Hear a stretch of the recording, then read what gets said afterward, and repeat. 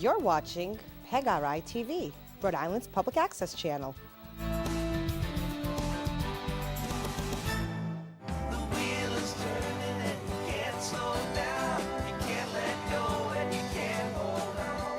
Hello and welcome back to my Wheelhouse. A somber day for New England fans, the day after the Super Bowl loss. Congratulations to the Eagles, well-deserved, first one ever. Good coaching. Very good coaching from Doug Peterson. The props to them, they deserve the win. Obviously, we want the Patriots to get the W, but we can't win every year. Can't win every year. You know, I'll get right to it quick. I love the Patriots. I love the hierarchy, the coach, but I got a Trump award to give to Belichick. Okay, on Malcolm Butler? I just think the timing of that was so bad. And that the last second notification, he didn't even know he was starting till game time. Yeah. They actually announced Butler as a starter on the thing, and then I thought it was incredibly bad karma. I love Pink. I thought a lot of people hated Pink. I love Pink. I thought that was a great rendition of the national anthem. But to see Butler weeping on the sidelines, this is before, I took this note before the game. And I said, man, that's not good karma going into this thing. No. For the guy that his play against Seattle, I still consider the single greatest athletic play I have ever seen. That play on the line, that intercepted pass. He definitely would have helped. Our secondary was karma-wise, I think Bill went overboard with his, do your job and whatever's good for the team. Yep. I think you got to draw the line somewhere on that, and I would have drawn it with Butler. I don't see he started 15 games during the season. I don't know. I just thought I thought that set a bad tone. I'm very curious for what he said or did, but he said it wasn't that he. Yeah, that's what they say. But right. That he wasn't in trouble with anything. It wasn't disciplinary. It was a football move. Yeah. Well, whatever. He did what he thought was support the team winning the game. Anyways. Yeah, well, it's not like Tom didn't have a great game. Tom played one of the best Super Bowls of all time, but he just lost. But it's okay. Yeah. We'll be there next year. We'll be there next year. I went right to the NBA channel. Oh, yeah. Now we don't have to worry about football anymore. We can put all our focus on this. The trade deadline's coming in a couple days. Thursday is the deadline. Yeah. I believe at 3, so we're going to hear a lot of news coming in the next couple days. Yeah. Probably some smaller, more tertiary moves, but news nonetheless. Yeah. Celtics made some waves. I'm sure we'll talk about that. You already got your chump out of the way. Yeah, I'm sorry, Bill. I really am. I love you. I love Bill too, but he can't be right every single time, No. Let's get to it. Good citizen, Malcolm Butler. Oh, let's get to some lists. So, I've been holding some lists. Go ahead. So you had some lists a while ago that you wanted me to work on. But you probably never did. And I have those lists. Those 2 lists are the coolest names and the surprises. Did you ever do coolest names? Coolest names right here. I got it. Oh, great. I love coolest names. So you know what's interesting to me is names. that this was done a couple of weeks ago. But the number one on my list for coolest name is the same guy as my number one for biggest surprise. Oladipo? Dinwiddie. No, Dinwiddie. Spencer Dinwiddie. Yeah, makes sense. Spencer Dinwiddie. I mean, and the coolest name. Oladipo's a cool name, definitely right up there for coolest name, and definitely a surprise, don't you think?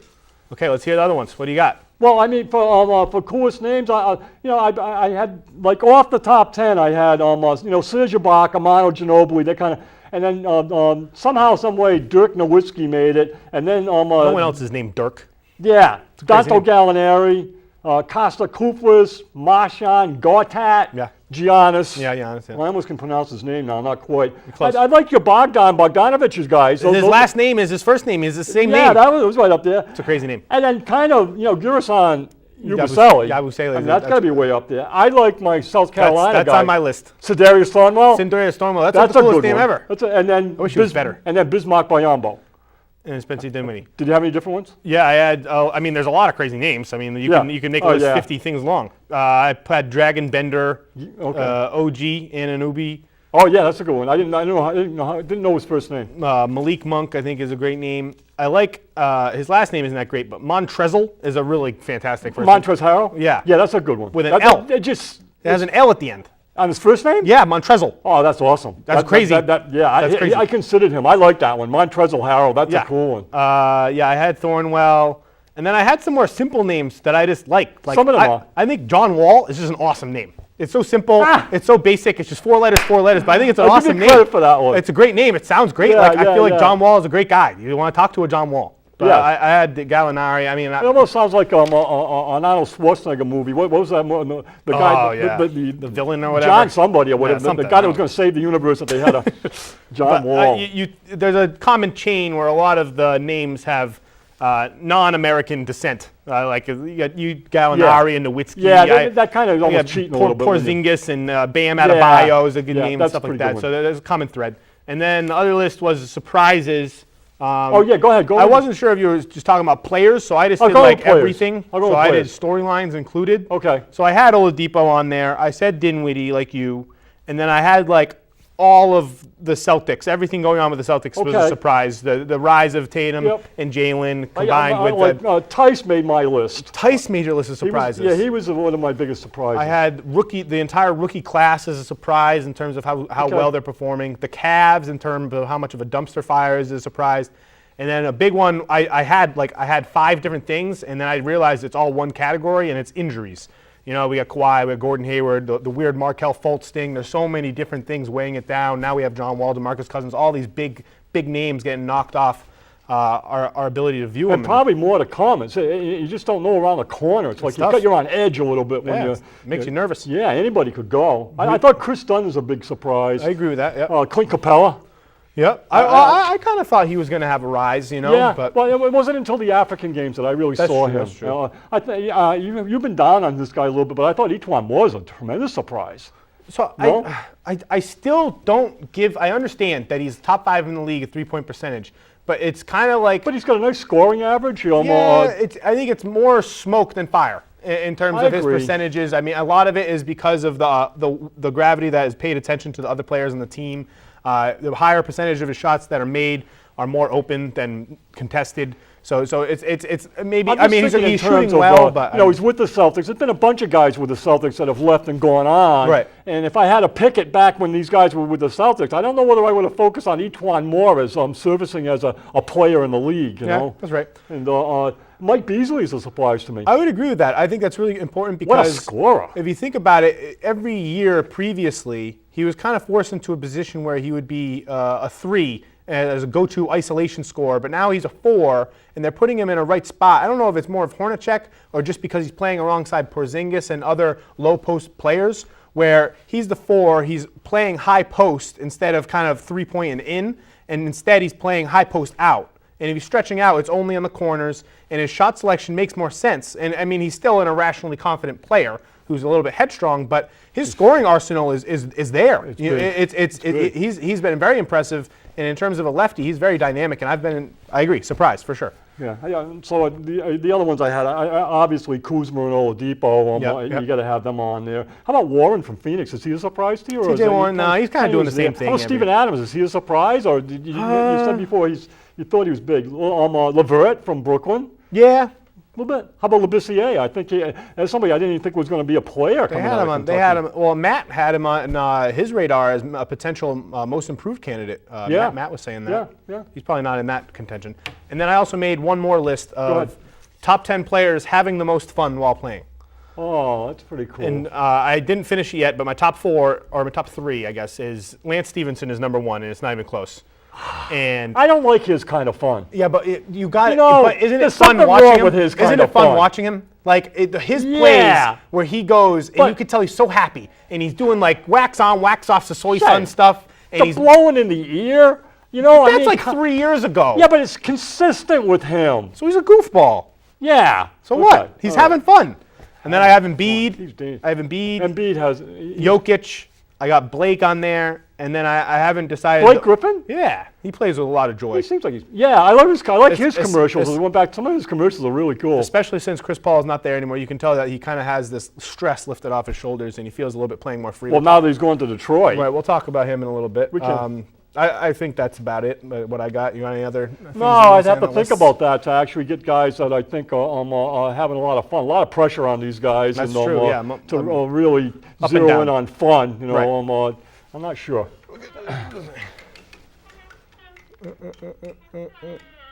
Go buy it. Yeah. Oh, I thought we were going to get to do some Celtics talk there for a second, but Yeah, do it. you know. Yeah. Okay, so Boston Celtics are playing well without Kyrie Irving. We're on a 4-game win streak, 3 of which have been without Kyrie Irving. We beat the Nuggets in a very exciting close game where I think Will Barton missed a potential game-winning bucket at the buzzer. We slaughtered the Knicks, rightfully so. That was the first game where Kyrie was out. We played a close game with Atlanta that we eventually pulled away, and then we had that nail-biter of a game against Portland where Al Horford hit that buzzer beater. Something that I've seen just in terms of a trend overall in those 4, and more specifically the 3 games that were without Kyrie Irving, is we were talking when the team was slumping and we were really struggling to really have an offensive groove, and it kind of seemed like some players were a little bit nervous out there. And I said the root of it was that just Tatum and Jalen were kind of just playing a little bit. The J team. Yeah, we're playing a little bit below their mean, and these 2 guys have really stepped up every single game, making highlight plays, making smart plays, making clutch plays, doing everything, checking every mark off the list that you want these players to doing at 20 and 21 years old. Tatum is averaging 20 points across this stretch, shooting 53, hasn't missed a free throw, under a turnover a game. And Brown, I'll give you credit on Sloan if he was here, that he had 12 out of 14 foul shots in one stretch. Yep. He is certainly looking like he's turned the corner, Yep. more so than even Tatum. I think that Jalen is more consistently aggressive, and I think that shows because he's been consistently aggressive since the beginning of the year. It's just it's been inconsistent in terms of finishing some beautiful things. In terms of production, it's been inconsistent, but now it's coming down. He's finishing more consistently, touch after touch after touch. He had that remarkable finish on that reverse layup. One of the the best layup of the year. Exactly. He had a highlight in every single one of the games. He had the Kristaps dunk. I think dunk of the year so far. Yeah. He had the layup against the Hawks, which was the layup of the year, and then he had that clutch 3 of 40 seconds left against Portland that really helped that win. And he wasn't dead center, but it went. Both of them have been so dependable. In that game, been so dependable. You know what I really liked in that game is that we talked a lot about Morris, and I'm up and down on him a little bit too. And I thought he had a couple bad games, and I thought he was having a good game when he got hurt. But on the sidelines in that game, when Brown hit the shot, they had taken Morris out, and they were playing somebody else down the stretch. And I don't even know if it was Tatum. It was somebody odd that was playing instead of Morris down the stretch. Semi's been getting a lot of minutes late in the game. Anyways, the body language of Morris on the bench was tremendous. Yeah. And when you saw him, I mean, he really looked like he was into supporting that team to the max. I was pretty impressed with that. I think I'm in on. There's a lot of things I am in on Morris on, and since maybe the Warriors game a couple weeks back or a week and a half back or so, he's strung together some more consistency in his strengths. So I've liked what I've seen there, but he still has these moments and these tendencies that I really don't like. But in terms of team chemistry and ability to stand up for his teammates, he's great. Because he seems like he would be a moody guy. Yeah, he does. He does. But then when you see him, when I saw that, it was like, I'd say, because I had the camera right on things that are happening, I'd say 5 times, some nice plays, nice finishes and stuff, and he's really into the guys that are on the floor. I thought that was pretty cool. But there's a lot to talk about here. I think the major thing I see with the Celtics right now is that their performance against Golden State, I think everybody took notice on that. And what's really cool to me is the next time they see Golden State is the finals. Yeah. They don't see Golden State again. They have established that they can play with this team in everybody's eyes. They can play with every team. They can play with every team, but they've had their ups and downs, and I wasn't sure about that matchup. But I think now it's something that the goal is in sight. And they can really focus on the rest of the season. It's get home court advantage. Play for home court advantage now. The goal is to get to Golden State and get to a 7-game series with those guys. I think the focus you're going to see for the rest of the season is going to break right through the dog days, so to speak, and that you're going to see these guys really focused. The other thing that I think is really needs discussion is Terry Rozier. And the way he has surfaced, we had talked back and forth. I'm up and down on him. But I remember at the beginning of the year, somebody wrote in and said, what's the upside of Rozier? Yeah, you were very high and we're pretty high. And I thought it was way over the line when I said, you were highest. Yeah, I'm borderline, I'm an all-star, I'm a top 5 point guard. These last 3 games, we're seeing something there that's pretty special, I think, in terms of his development as a player. And my big thing on it is, what the hell do we do with it? It's like, where does he play? And where does he set now in terms of rotation? And just to finish up the thought on it, are we going to have to trade him? Because he is an absolute starter in this league. And he is going to, and there's teams out there, I'm thinking Memphis, I'm thinking that just could really, really use a guy like that. And I think he's ready to explode, just like we talked in the season. And he's never on this team going to surface at that point guard position with Kyrie there.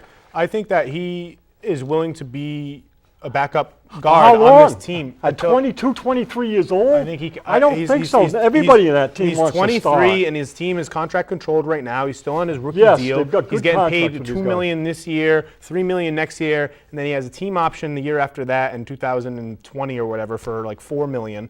And I think that he would rather stay along, get championship experience, whether or not we win one or not, and get that experience as a backup point guard. He's in his third I year think it's now. more likely now that we're beginning to see it with the kind of unusual tendencies from Smart and the shopping, or not shopping, but basically us making him available in trade discussions. I think we're seeing that we might be leaning more towards Terry and less towards Marcus Smart, and try to bring in a player now that can contribute in a similar manner as Terry can, that can make add an additional scoring punch off the bench and help Terry and that's a tough one as because make it a it's not dynamic like, backcourt. It's not like we want to throw away Smart because we don't. he brings things to that team that are that are important. But I think with Rozier, could he play alongside Kyrie as a starter? Probably not. Huh? I really don't think that would be. But that looks like that's where that's look like. For him, for the team, he's supposed to start. I just see that in Rozier. He's supposed to be a starting point guard in the NBA. I think eventually he will he's be better at that than he is coming off the bench. Well, I think all of his strengths they're not decreased because he's playing less minutes or in a different role. He's still I think they are. I don't know. He's still an elite rebounding guard, no matter how many minutes he may be he a plays. top 5 rebounder in that league. Pound for pound, he may be a top 5 rebounder. Pound for pound. I agree. I mean, his in terms of guard he instincts says it comes and from rebounding, being a defensive back in football, and that makes sense. it's unusual because if you watch him, he jumps so much higher and tries so much harder on rebounds than he does on layups or jump shots, anything. It's awesome. It really is. But watching him and his play in terms of his confidence as a shot creator, his confidence off of pick and rolls, he's not that great in terms of distributing off pick and roll, but he can get to the hoop, he can get to his spot off of a good screen. Off ball, he's been playing well. And every tendency that he has, I see that still working fine in the bench role. And in that stretch earlier this month, or earlier last month now in January, when he was playing well and he had that 4 or 5 game stretch where we said this is the best stretch of his career, and it was at that point until this 3 game stretch where he's been starting. That was off a bench role, and I see him once he works out the kinks in his game, and he's going to have inconsistencies because he's a young player, but having him stipend 20 minutes, 18 minutes a game, I think he's a strong contributor, and I think he's one of the best backup point guards in the league. It'll be interesting to see what it looks like when he shifts back to the bench and he comes in with this new influx of confidence in what he just did. As talking about him and talking about the team, I think if my name came up there, one thing I would talk about is Stevens as the boy genius. It's just amazing what he continues to do. I mean, he has actually now, it's the first time in my lifetime watching basketball that I have seen stretches of play that are designed to happen on the court without a point guard. Absolutely without a point guard. Nothing close to a point guard on the floor. Take turns. It's fantastic. And it's really it's an innovation that he is ready for. This team is ready to play that way. There was one stretch, a pretty good stretch, when Al Horford was playing with Nader, Tatum, Tice, and Semi. I remember. And that's 4 rookies in Al Horford, and he's winning games with that. They play well with that. They space real well. They execute their offense with it. This guy is really something, Stevens. Continues to be. Versus the Knicks, there was 2 5-minute stretches where Al played point guard consistently. Yes, he did. And he played very well. And he wasn't the only one that played point guard either. I mean, for a big. Right. Yes, he played very well. When Terry was out in that Knicks game, I mean, we saw more of Terry and Nader played a little bit in the what game was it? The most recent Portland game. But in the Knicks game, we saw Jalen playing point guard. Yep. We saw Tatum played a couple up and downs. We had who was it? I mean, Semi didn't dribble up. I'm trying to think of another bench player that brought up the ball. But there was several players, and if you just look into that confidence that is instilled in those guys, everyone knows what they're doing, and everyone understands Yes. their role, Yes. and the movement Yes. doesn't stop depending Yeah. on who it is. And whether it's Al bringing it up or We've seen Al's that. over there, they Yeah. move it around in Jalen's motivation I mean, to the be a ball distributor. sticks a little bit at I mean, but times, you can tell that these guys are building tendencies that they wouldn't have if they weren't put into these roles. Right. Jalen is coming at the floor, and he's made some of the best passes I've ever seen him make in these past 3 games. He has never had Yeah. a reputation as a passer, and he's made some smart, high IQ passes that were meant to be passed when he made them in the flow of the offense. And I've been very impressed, and it's not just him. All of the players are doing very well, and that's all attributed to Stevens. He's, I think he's a clear-cut best coach of the year right now, coach of the year award. I mean, Popovich is still the best coach in the league, but Stevens is a close second. And I don't think it's unreasonable that in the coming years that Stevens could usurp Popovich on the top of that mountain if it comes down to it. I mean, this stretch right here where we're winning games. He's like Harry Potter. You know? What? How is he like Harry Potter? Oh, he's the boy genius. You know, it's just Okay. do you know Brains Benton? I don't know Brains Benton. You know Tom Swift? I don't know Tom Swift. Those were, when I was a kid, those were the Brains Benton were books and about a boy genius. that was protagonists and yeah. stories. And he, you know, just when you see him, he's such a kid, you know. Oh, like yeah. even at the end of the game yesterday, when With he's the got sweatshirt, the cutoff yeah, sweatshirt. and he's looking really weird, and he's got his cap on. And it's like, I'm out of here. I'm headed. He's got to get on the road. He wants to get home. He brought up in time to see the game. Marcus Morris on the stage because previously, Yeah. the game before that, Marcus Morris was Wore chanting his stuff. Eagles. He was Yeah. chanting Eagles in the locker room, and Brad Stevens joked like, "Oh, he's going to get suspended."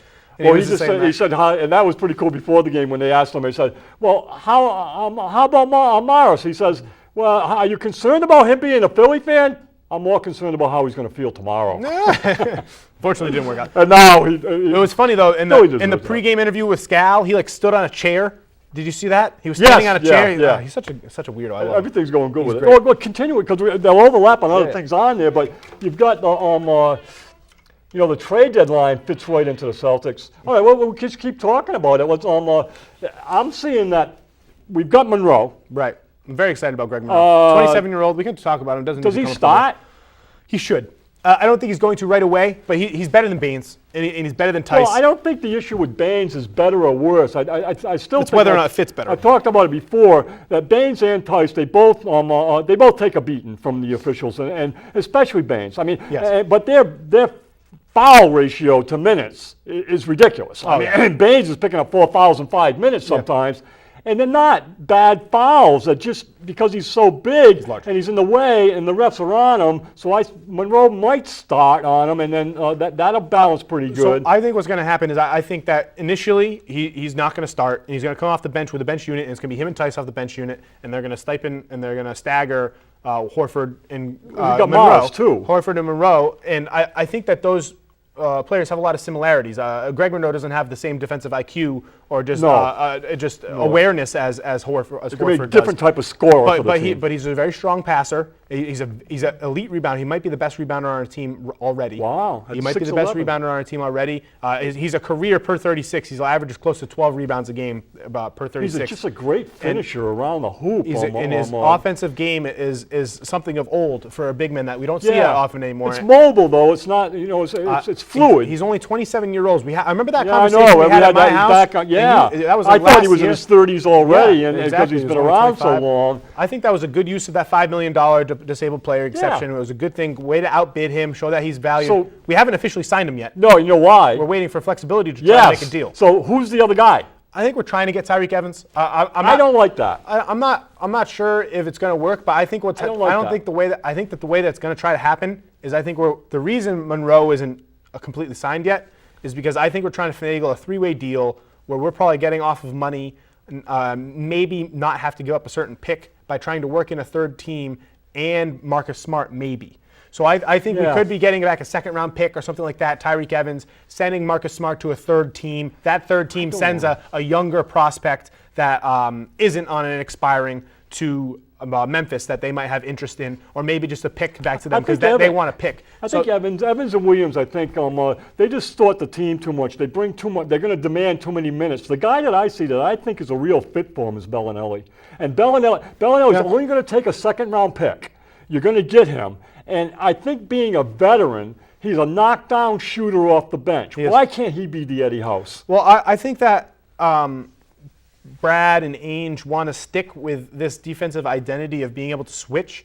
And I think that although Evans isn't a strong defender, he has those abilities. 19 a game. He has those abilities in his DNA to be a defender that can switch 1 through 3. And we've seen him in previous years be able to handle switches with stronger players. And he's a little bit slower than he was in previous seasons, but he has a scorer's instinct with the ability to fit the mold of our team of being a versatile player that can switch 1 through 3. But when I see Bellinelli, I like Bellinelli, and I like the ability that he could be a shot maker, just a pure scorer, shot maker, and not necessarily a self-creator. He gives you that weapon. He gives you that, he gives you that tool in your kit to use for Stevens to bring in. But he's a player that.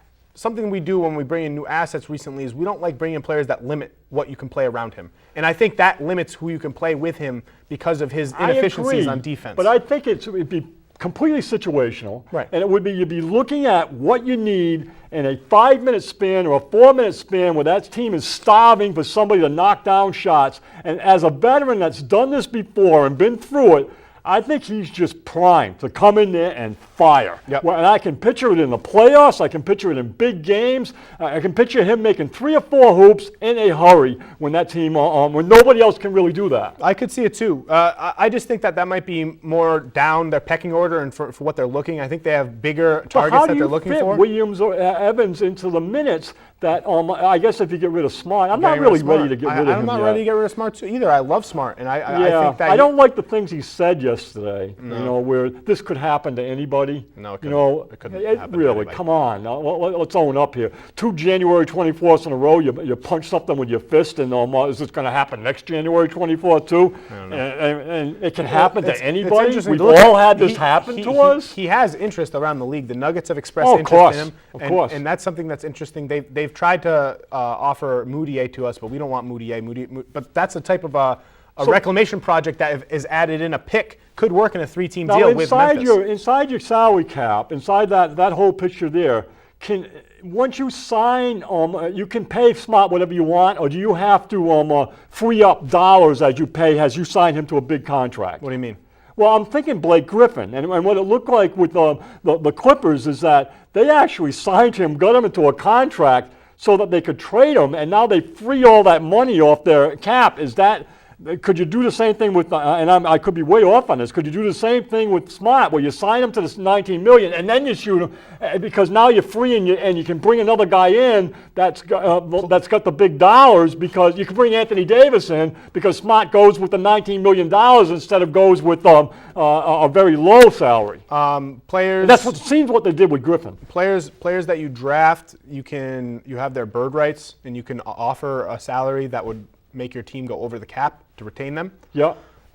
So in some type of the way, maybe, but I don't think that at $19 million he's going to be an asset that will be valuable in a trade. I think that this offseason we're going to get him for $9-10 million a year. Ooh, that's a stretch. And I think that's around where he's going to be offered. He wants to be a $20 million player, and there's a big distance between $9 million and 20. Well, I don't think that the market is really there for him, and I think that the teams that have interest in him don't have the money to offer him that contract, and I think that's why we're trying to trade him away, get an asset back, try to get him into a situation where the team willing to pay him would retain his bird rights from us and be able to extend him an offer that he would be more appreciative.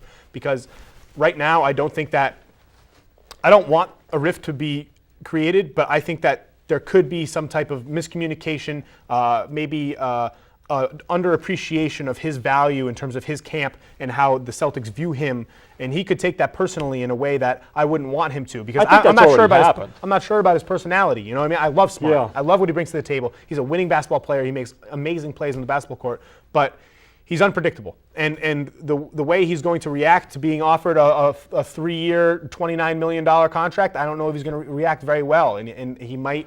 And as this team is developed, I don't know I'm not sure that we need that blood and guts as much as we did before. I don't think we're as much of an underachiever anymore as we were. And I'm not sure about that. I mean, he's a unique player. There's not many players in the league that play like that. Right. And so he's a nice guy to have. If we uses him well. If we hadn't just obtained Monroe, the Denver Nuggets are an interesting partner for a deal because they have a lot of pieces that aren't using their full potential over there. Is that Moutier? I don't want Moutier. I know. I don't think he's the name, one of the names they threw out I there don't for think he's. Smart. I don't either. I don't think he's a strong player. But I bet you we could finesse a deal where we could land Chandler and Fareed for him, and I think that Fareed would fit great in our system. Not now with Monroe. Yeah. But these are undervalued assets that had great value formerly. I'd rather have Smart that than Fareed. Me too, but Yeah. I mean, these are more contract controlled. It would be a little bit cheaper in the long run. Although Fareed has still a bit of a strong deal, but it'll be interesting to see what we do. I hope we don't deal him. I would rather us not extend him a contract or keep him for less than $10 million and hope that he comes back with the same vigor and intensity that he's always has than trade him away for $1.05. Well, I want to go for it this year. And I think we can. Yeah, which is very interesting. And without So Hayward, for us to make it this year, what are the holes we need to fill? I think another scoring option that's is why it. I'm thinking Bellinelli. I think we need an Eddie House. Yeah, but Bellinelli helps because we do need. You don't more, want to we you don't need want to more suck the minutes away from Rozier and guys that. I don't want Williams and Tyreek Evans. They're going to suck the minutes away. That's suck the way the minutes away, but they're going to play the same positional. It's just because Bellinelli doesn't get 20 minutes. Bellinelli doesn't demand the ball as much. Is that why you would rather have him fill that position? Because he's not as offensively dynamic as those guys. Not at all. But I mean, he can knock the shot down. Probably not as good as Williams, but yeah. But that's what I was about to say. Lou Williams is a much greater shot maker. But I don't know what if Tyreek Evans is shooting all if time. that was your role, knockdown shooter off the bench, Bellinelli plugs into that role. I don't know what you're maybe trying to fit. Lou Williams made the old square into the round hole with Williams to tell him that you're now a shooter off the bench. That's his career. He's not a knockdown shooter off the bench. He's an offensive player off the bench, which is different. It's similar. different. I mean, I think they fit into whatever role the Celtics need to have him to fit into. A knockdown shooter doesn't need 10 seconds to make an effect on a game. He doesn't need 10 seconds. Who? Williams? Lou Williams. Well, I don't know. He's going to play in a flow, and he's going to create stuff off the flow, and he may need a couple minutes to get it rolling type of stuff. Where somebody like Bellinelli comes in, the first time his hands are on the ball and he's open, it's bang. Right. I don't know. I think that I still really like Tyreek Evans, his ability to contribute, because although recently we've had players stepping up into their ability to create their own offense, which is something that previously in that drudge of a stretch that we were struggling in our offense without Kyrie Irving, and when Tatum and Horford and Brown weren't on the floor, we couldn't score at all. We got the Hayward hole. And bringing in Bellinelli, that only works when you have a creator on the floor.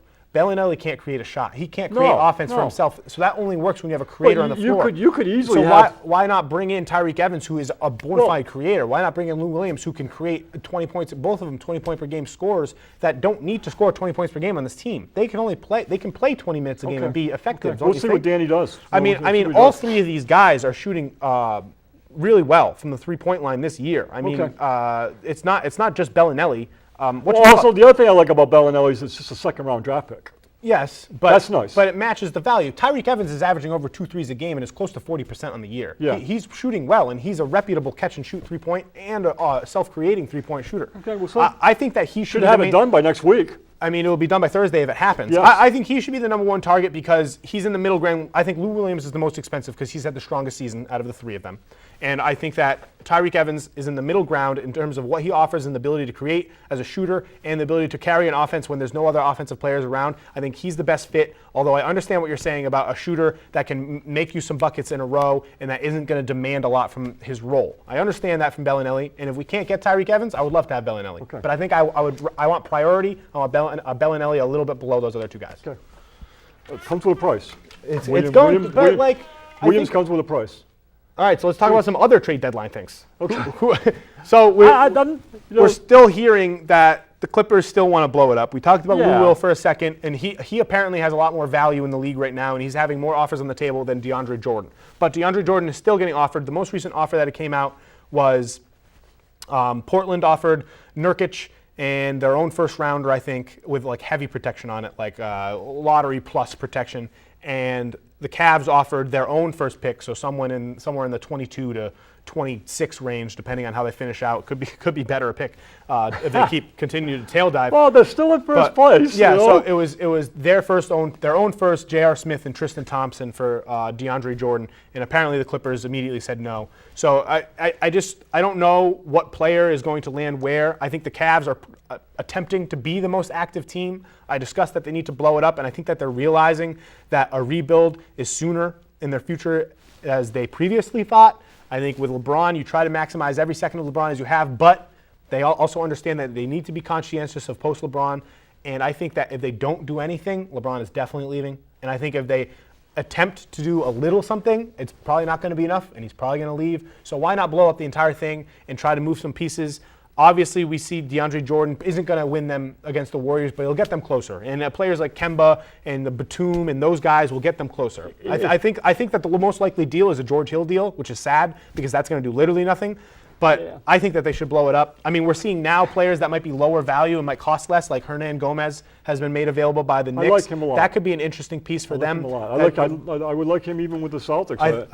We spoke about Dinwiddie in terms of how cool his name was and how much of a surprise is. He's available. He's a very valuable player in terms of how low his contract is. How he's going to fit in another environment. Right. Dinwiddie. The Pistons are still making Stanley Johnson and others available. There's a lot of players.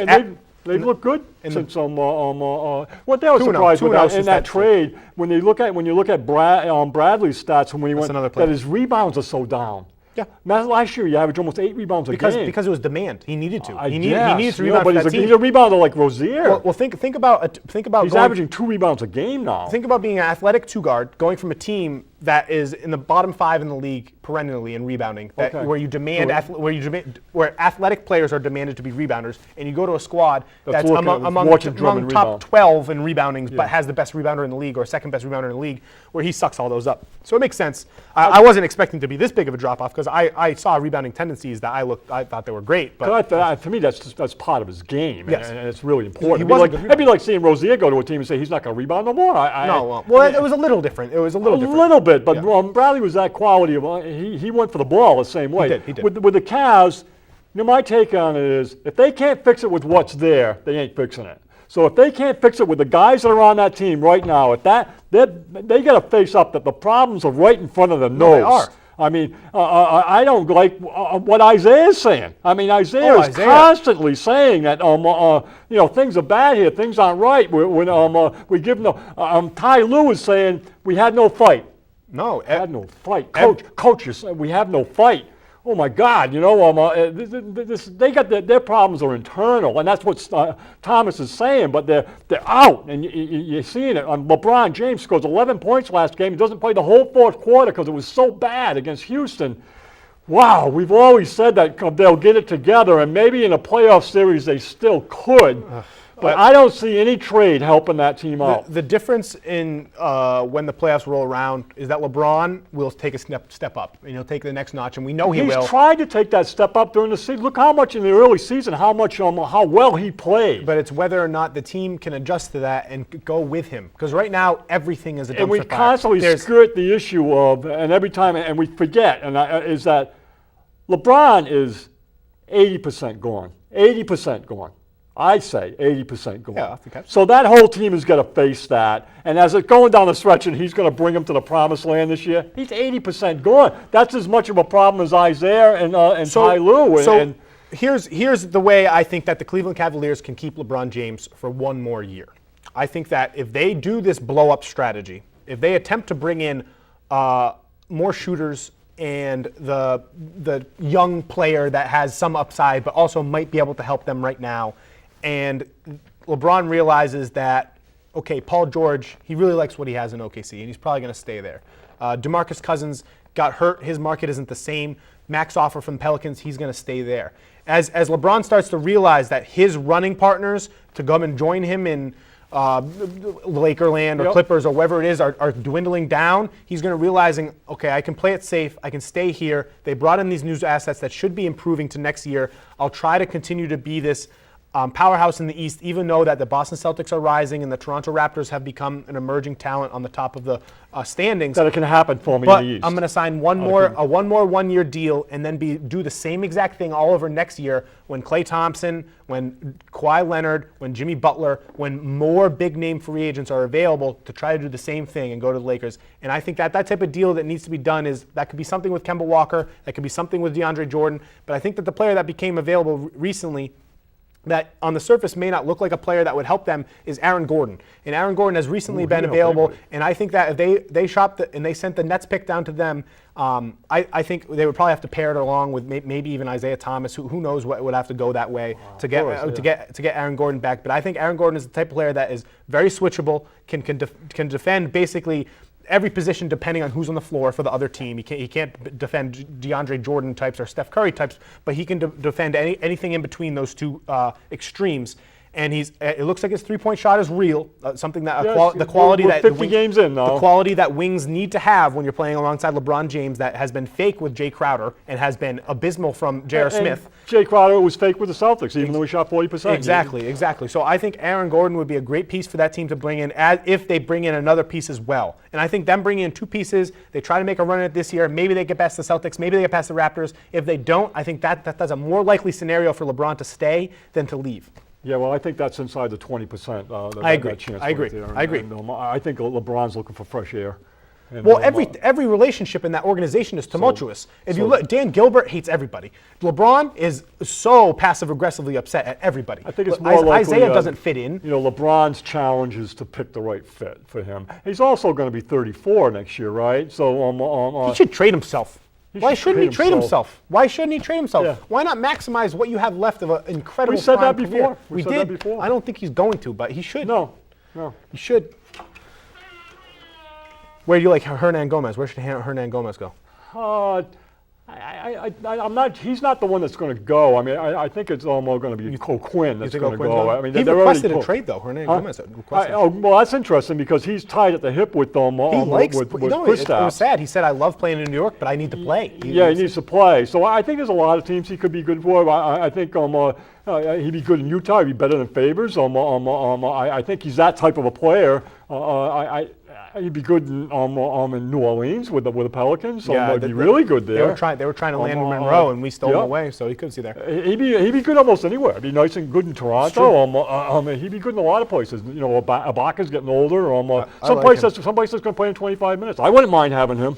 Yeah, well, I mean, but I like Daniel Tice, and Tice has played great recently, and he really has. And he started to hit the outside shot a lot better. He took a nice jump shot off the dribble yesterday, which was pretty nice. He missed it though. It was but he was square. I took it in good rhythm. It looked good. Everything was nice about it. He had real good focus on the rim, and everything was good about it. Something in these three games, I meant to say it earlier, but Jalen's creation off the dribble, off of moving screens, is something that I hadn't seen earlier. But moving screens. Well, like when he's Legal moving, screens. he's moving, and there's screens. Okay, He catches the ball on the corner, swings up, and straight off the dribble pulls up his square. Yeah. When he's on the top of the key, he's hitting those shots now, and he's consistent, and that's something we haven't seen before. He's definitely he's playing very well. All right, the Blake deal. We got one more last thing to say. Let's do the Blake deal. All right. I'll So do that. the blockbuster so far, the biggest deal since the Eric Bledsoe trade earlier in the year. The beginning of the wave that will probably happen more so on Thursday is the Clippers and the Pistons agreed to a deal. The Pistons landed All-Star, although he hasn't been an All-Star in 2 years, but All-Star forward Blake Griffin, two filler pieces in Bryce Johnson and Willie Reed, and they sent away to the Clippers, who they retained Tobias Harris, 25-year-old small forward, who's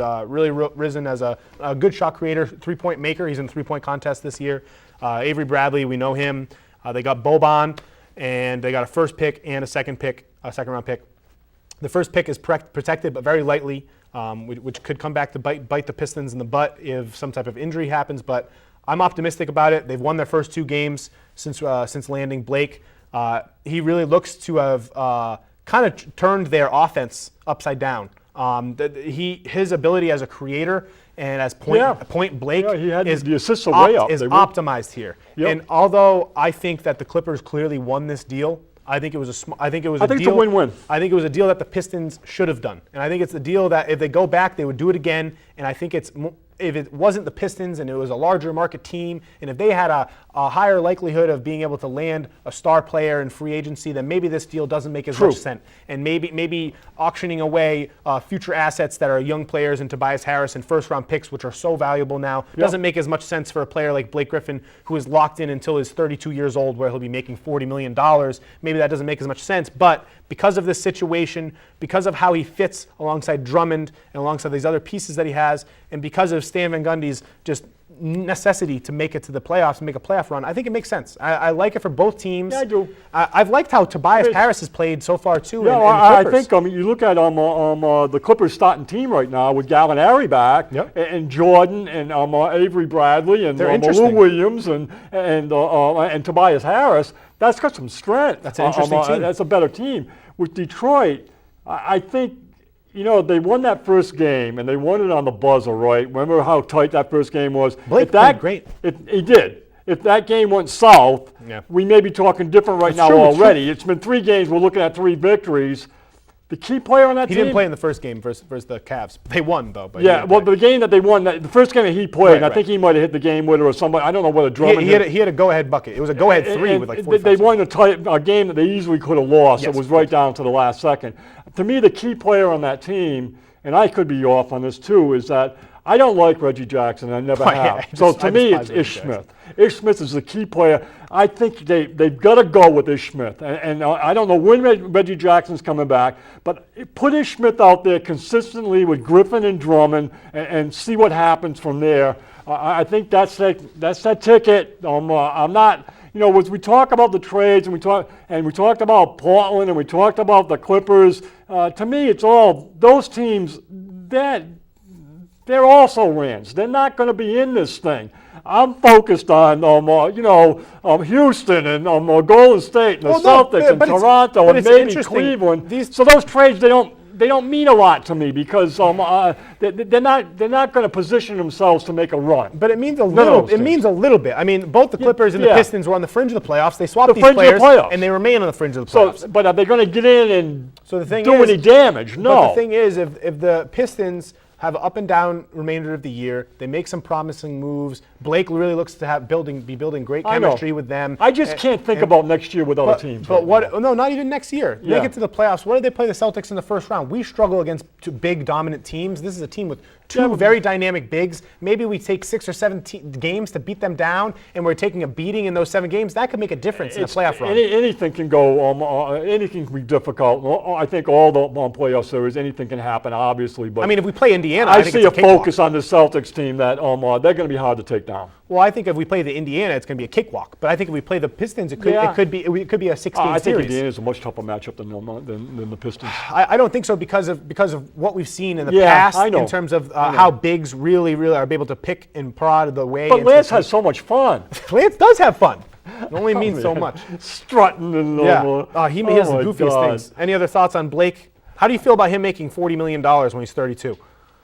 Tough pill to swallow. That's why everyone's saying that it's actually tapped in, that understands. Because players people on the outside and young kids are saying, "Oh my God, they got Blake Griffin for a bunch of pieces of lint," but that's not what's going on here. Yeah, those numbers are just that's daunting. They're crazy numbers.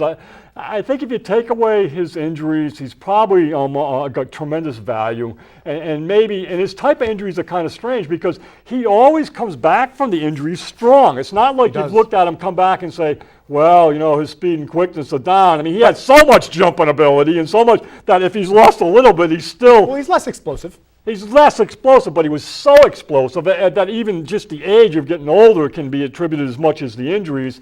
I think he's got a lot of value. I've liked him as a player. I like his attitude. I love his commercials. I mean, he's funny when he's with the little kid.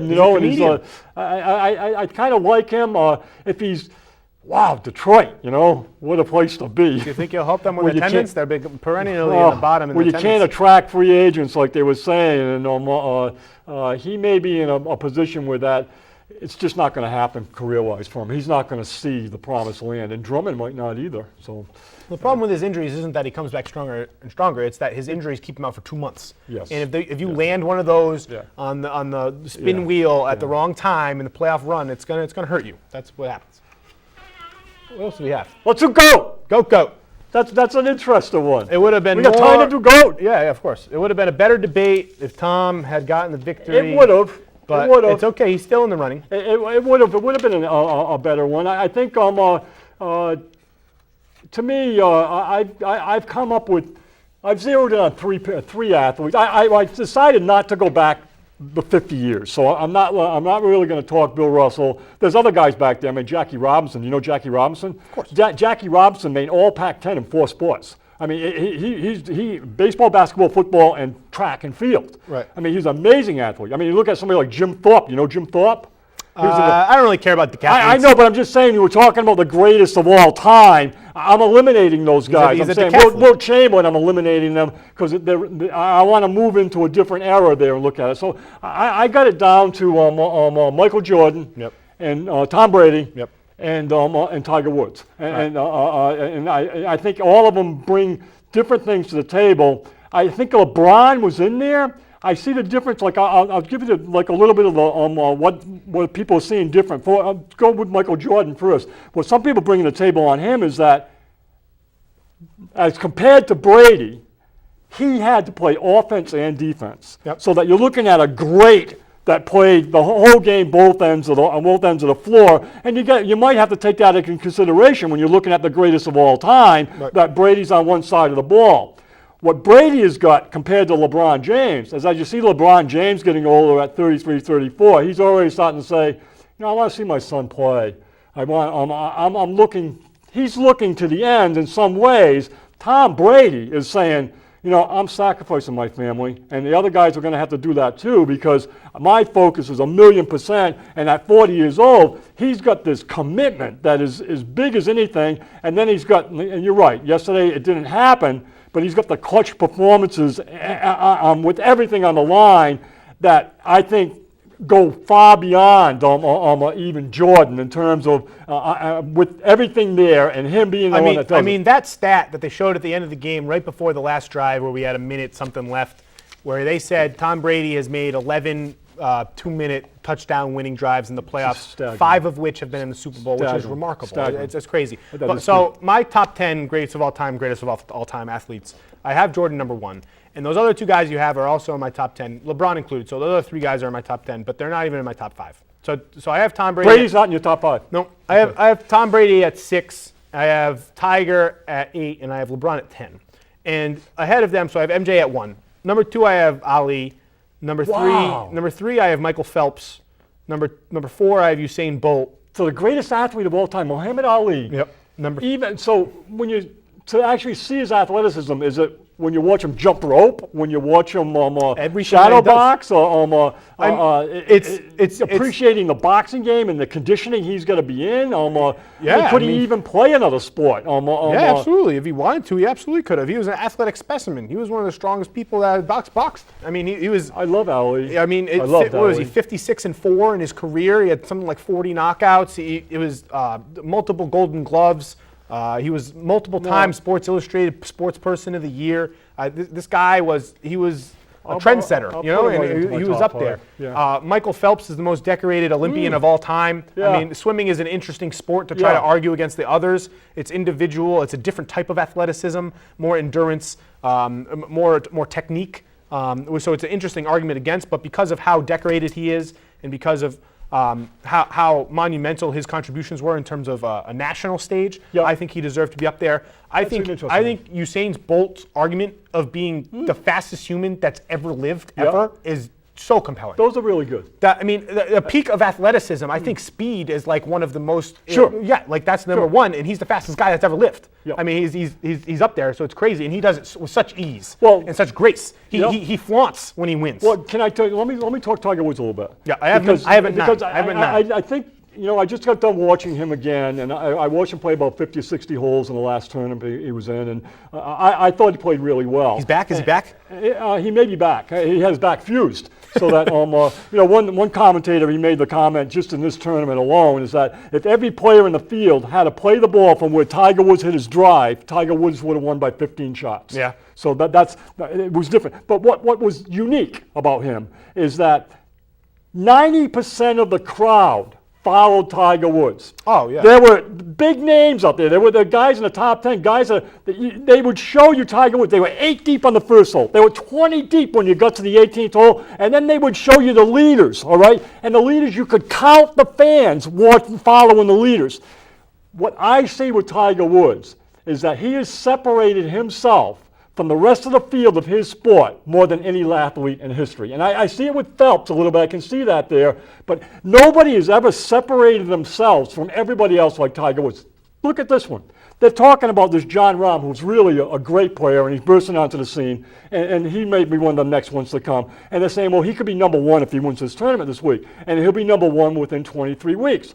And then they say, Tiger Woods was number one for 685 straight weeks. Yeah. He was number one in the world. That's a lot of weeks. That's 12 years. Yeah. He was number one every week for 12 years. Yeah. I don't think anybody has ever separated themselves from the field of their sport like Tiger Woods has. I mean, he has the lowest, the lowest career scoring average in PGA Tour. The only thing that he's the only player who's him won all 4 majors in the same right now, year. the only thing, he had a fall from grace, obviously. Of course. And the only thing that redeems him, and I think it's very coincidental that the fall from grace and all the surgeries came right on top of each other. But the only thing that redeems him is winning another major starts to redeem him, and either tying Jack Nicklaus at 18 or beating him. Which I what is he think at, 15 right now? He's got 14. 14. So it's really a reach. It's impressive. But I think you may see something happening here. When he played in the first round, he played with Patrick Reed and Charlie Hoffman, who are very good players, young players, good strong hitters, and he consistently was 25 yards further than them off the tee. Tiger Woods was. Right. Big players stepping in. After the first round, he was hitting 3 out of 20 fairways. He was all over the place. That's where the other stat comes in. But to me, it's incomplete with Tiger Woods, incomplete even with Tom Brady. It's complete with LeBron. It's complete with LeBron. I mean, I guess you could still see things happen with him. It's complete with Michael Jordan. It's complete. That's what dissected my top 5 from my 6 through 10. Is my top 5 is set in stone for where they can move. But the bottom 5 is to be able to move up. So I have Tom 6, and then I had Federer, Tiger, and Serena. And those 2 tennis players are in a similar mention of a sentence as what you're saying in terms of separating themselves from the rest of their sport. More so Serena than Federer, because Federer has had more competition over the years. But both of them have over 20 Grand Slams. I think Serena has 24. 24, yeah. Federer just got his 20th. Yep. And their ability to withstand a long period of dominance has been very impressive, and just as impressive as all these other guys. To Serena, we just talked about with Tiger, I don't think any woman athlete has ever separated herself from the field like Serena Williams has separated herself. Well, she's the only woman on this top 10 list. Yeah. So I think she deserves to be there, and, yes, she does. and those 5 people could go higher depending on how the rest of their career pans out. Yep. I probably favor LeBron more so than the other 4 in his ability to jump over anyone. I favor Brady. Well, how many more years does Brady got left? 2? It really doesn't. Doesn't matter? It's just the fact that it's not done, that's all. But I think if it ended tomorrow. Well, you have him higher than I have him anyway. Yeah, really. I don't really have any. How about Bo Jackson? Bo Jackson. So the thing that made, so maybe. Deion Sanders. Right. So these guys fit the athletic part of greatest athlete of all time, and not necessarily the best champion or best winner or best teammate or any of that. The other elements that are included. Well, but in terms of measurables, it's hard to really get you got to include everything. A narrow definition of what the greatest one. Right. Another one I would say that to me, there's 2 of them that were really interesting is. Gene Conley, who just died last year from the Celtics, that he played on the Red Sox and the Celtics at the same time, and was on the World Championship team on the same year. He was on the Milwaukee Braves and the Boston Celtics. He was a backup for them. And the other one is Dave DeBusschere. Right. Dave DeBusschere for the Knicks. He was an All-Star and won 20 games for the Chicago White Sox the same year that he was playing with the Knicks, and was a top-of-the-line All-Star in the NBA. I believe he was an All-Star. Right. But certainly he was a major cog in their 2 world championships. I think I'm more impressed by single sport dominance than multi-sport okayness. You know? Okay, but Right. professionally. Right. All right, let's jump and finish it off with some medals. Okay, I'll have to I'm sure you. send it to Sloan. Did Sloan win? No, you won. I can't believe I won because You had yesterday I lost 11. all four yesterday. I thought. You did. You had 11 I must have a wins. huge lead because I looked at it yesterday. I said I lost all four, so I couldn't have won. All right, rapid fire. Portland at Detroit. Detroit, Utah at Pelicans. New Orleans, Chicago Utah's won 4 in a row. Chicago at Sacramento. Kings, Boston at Toronto tomorrow. Good game. Celtics, big game. Big game. Big game. We're going for home court, and we need this one. Kyrie should But be back. Kyrie's still out. No, I think he's going to play. I don't he's think he is. He's traveling with the I mean, team. Morris not going to play either. Washington at Philly. Philly, OKC at Golden State. Golden State, Minnesota at Cleveland. Cleveland, Boston at Washington. Boston always wins. Clippers at Detroit. Blake's game. Detroit, that's a nice one. Detroit. Milwaukee at Miami. Miami hasn't been playing well, but I'm going to take Miami. Denver at Houston. 3 more. Houston's an interesting team. I love talking about them. Lakers at Dallas. Dallas. No, LA's on that. They're the 9th right now. What's with that? I'm not worried I about want Obama. it. Spurs at Warriors. Warriors. Cleveland at Boston. Celtics. Cleveland at Boston is coming up this week. The 11th. And Utah at Portland. Portland. All right, that's all the time we have today. Last thing, Donovan Mitchell replaced Aaron Gordon in the 40. slam dunk contest. He got 40 the other night, Yeah, he's Donovan good. Mitchell. He's right up there. I still give it to Simmons. Yeah, me too. It's really close, though. But Tatum's playing well, too. He is. J-team. All right, thank you for joining my Wheelhouse. Until next week.